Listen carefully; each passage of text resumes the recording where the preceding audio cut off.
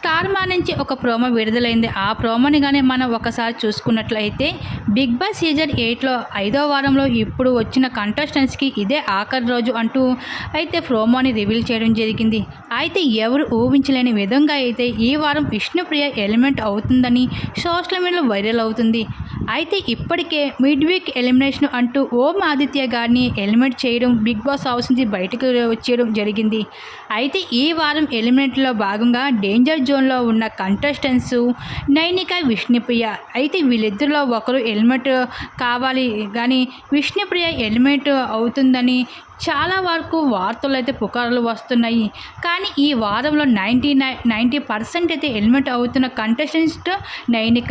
మరి రాత్రి ఎపిసోడ్లో మరి ఇద్దరిలో ఎవరు ఎలిమినేట్ అయ్యి మరి బిగ్ బాస్ హౌస్ నుండి ఎవరు బయటకు వస్తారో వేచి చూడాల్సిందే.